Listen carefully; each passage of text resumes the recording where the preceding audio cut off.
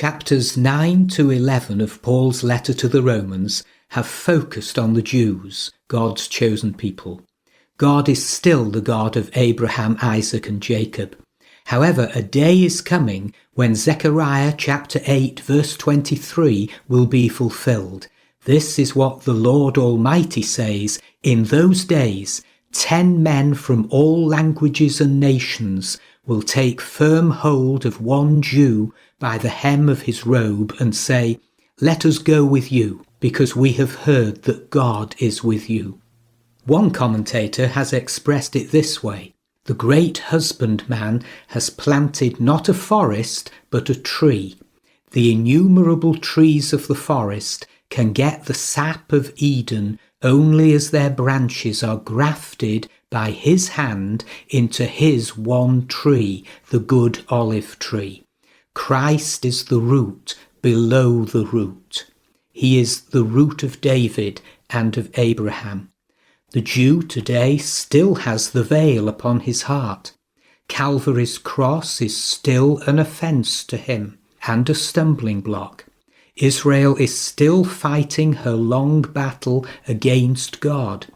God's pursuing love is ever after her. One day she'll partake again of the root and the fatness of the olive tree. Warren Wiersbe has succinctly summed up chapters 9 to 11 this way: the emphasis in chapter 9 is on Israel's past election.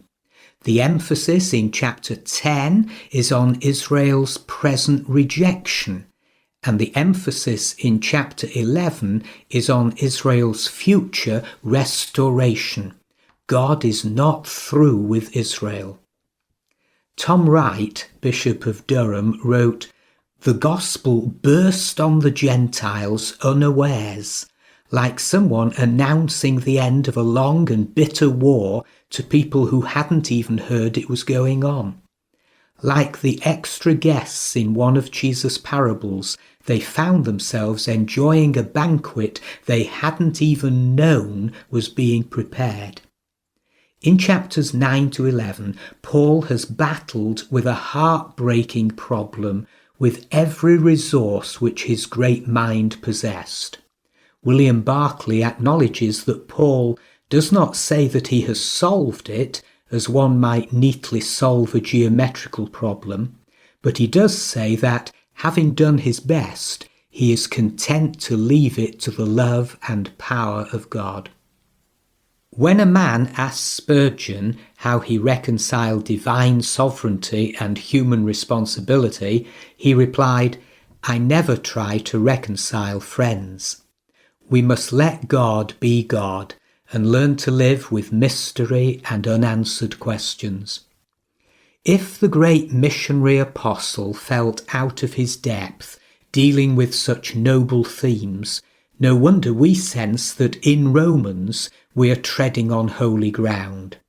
Handley Moule prefaces his commentary on Romans with these words: "He who attempts to expound the epistle to the Romans, when his sacred task is over, is little disposed to speak about his commentary.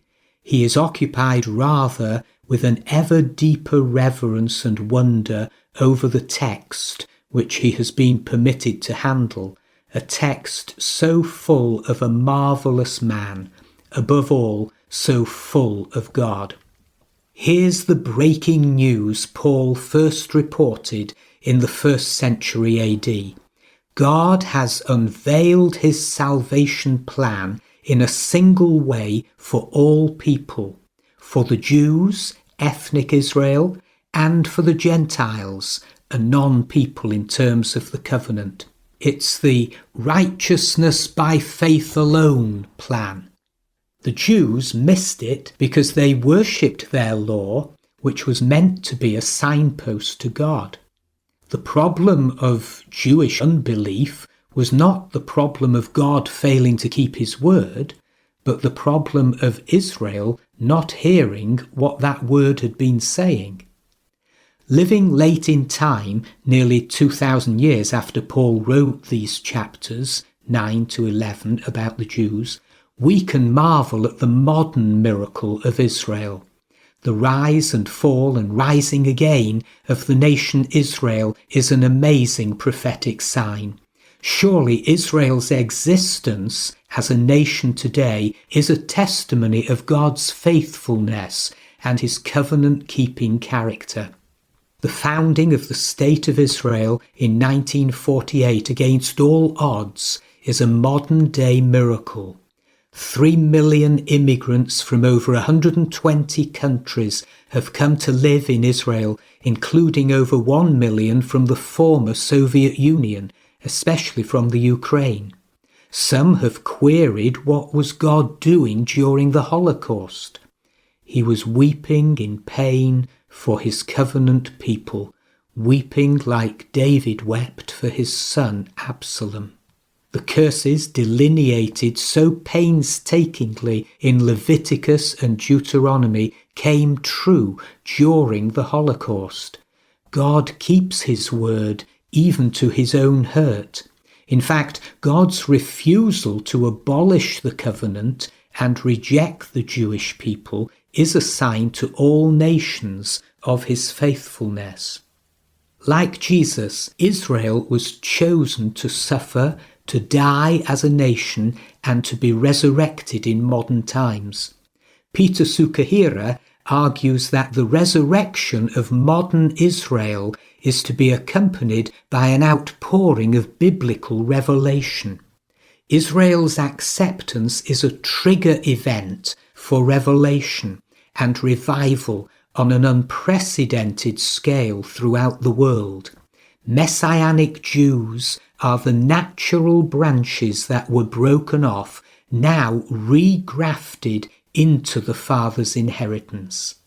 Yahweh's ultimate purpose is to bring his original covenant people, the Jews, and his new covenant, New Testament people together as one new man in himself, in his body, the church, worshipping in unity.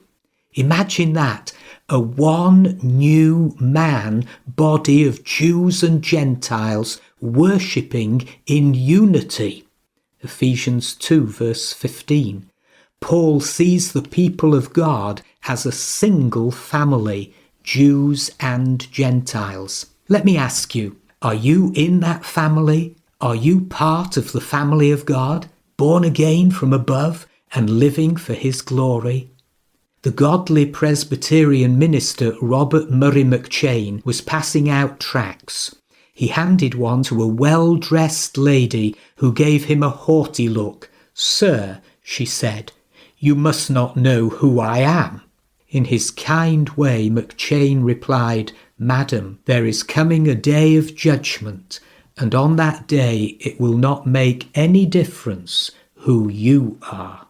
What a sobering truth for us all. Are you his child?